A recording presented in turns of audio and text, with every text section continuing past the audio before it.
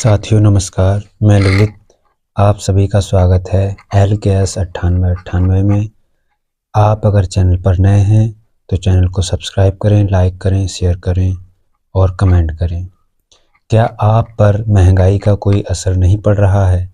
जब आप बाज़ार में 500 का नोट लेकर के ख़रीदारी करने जाते हैं तो पाते हैं ख़रीदारी के बाद झोला खाली ही रह जाता है। अगर ऐसा है तो आपने बढ़ती महंगाई, खाद्य सामग्री जैसे सरसों का तेल, सब्जी आदि की भयंकर महंगाई पर आपने चुप्पी क्यों साध रखी है? सितंबर और अक्टूबर 2024 सिर्फ 2 महीने में भयंकर महंगाई में जेब से कितने रुपए खर्च हो गए? दिवाली पर ट्रेनों में लदे लोग बस किसी तरह घर पहुंचना, दिवाली में कुछ ना कुछ खरीदना है, यह सोचकर आप खर्च करते रहे। लेकिन आपने खर्च का कुछ तो हिसाब रखा होगा।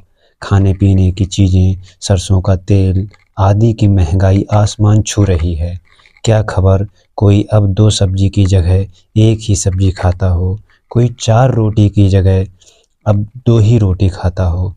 क्या खबर कि गरीब की थाली से संतुलित आहार ही छिन गया हो?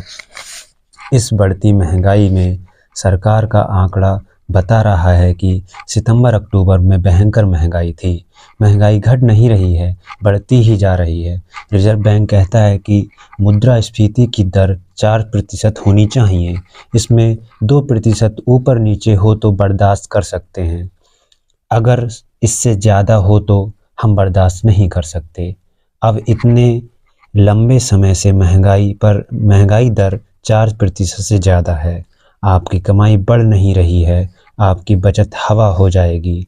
फिर आप रोते रहेंगे, कहाँ पैसा आता है पता नहीं चलता। पता चलता है लेकिन आप बात नहीं करते हैं। ये बेईमानी आप अपने साथ कर रहे हैं। अक्टूबर 2024 में खुदरा मुद्रास्फीति 6.21% रही है। इसका असर गरीबों, दिहाड़ी मजदूरों पर बहुत अधिक पड़ा है। दिवाली के बाद आए महंगाई के आंकड़े कि गांव में चीज़ों की ज़्यादा मांग बढ़ी, क्योंकि लोग दिवाली पर शहरों से गांव अपने घर गए होंगे। यह भी एक कारण रहा होगा। हालांकि महंगाई गांव में भी है, लेकिन गांव से ज़्यादा शहरों में है। शहरों में उपभोक्ता वस्तुओं की बिक्री घटी है। जुलाई 2024 में तो दिवाली, दशहरा पर भारत की अर्थव्यवस्था में उछाल आने के दावे किए जा रहे थे, लेकिन अब क्या हुआ? कोई महंगाई के बारे में बात ही नहीं कर रहा है। प्रधानमंत्री जी या मुख्यमंत्री जी अपनी किसी भी चुनाव जनसभा में महंगाई के बारे में कोई बात नहीं करते हैं। यहाँ आलम यह है कि बिस्किट तक का सेल नहीं हो पा रहा है। कई अखबारों ने उपभोक्ता सामान बनाने वाली कंपनी ब्रिटानिया के प्रबंधक निदेशक वरुण बेरी का बयान छपा है। वे कहते हैं कि शहरों में जो लोग काम करते हैं अब उनकी कमाई बहुत कम बढ़ रही है। इस कारण भी उनकी कंपनी के सामान की बिक्री घट रही है। आज ब्रिटानिया के शेयर 5% तक गिर गए हैं।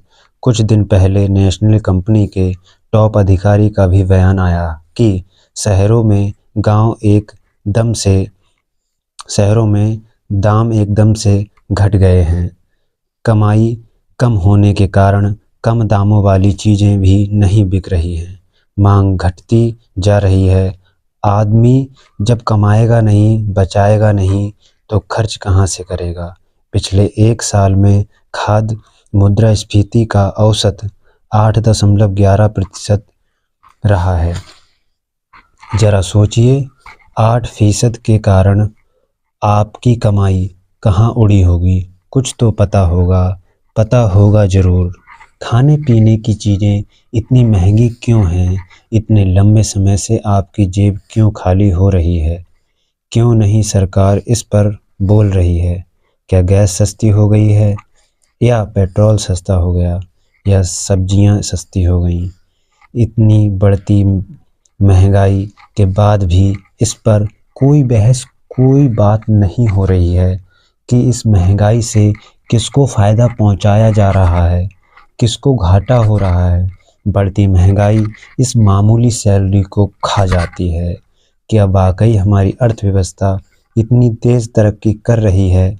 तो फिर ऐसी हालत क्यों है? बड़ा सवाल है कि महंगाई के इस लंबे दौर ने आपको कितना खोखला कर दिया है, कितने लाख लोगों को मिडिल क्लास से बाहर कर दिया है, गरीब कर दिया है। और अगर महंगाई का असर हो रहा है तो आप क्यों नहीं बोलते? मीडिया में महंगाई की बात क्यों नहीं हो रही है? महंगाई की जगह विद्यार्थियों को बेरोजगार रखा जा रहा है, लाठीचार्ज किया जा रहा है। साथियों, आप सभी से गुजारिश है कि शहीद भगत सिंह पुस्तकालय कमेटी से जुड़कर अपने संघर्षों को आगे बढ़ाएं और संगठित हों। धन्यवाद।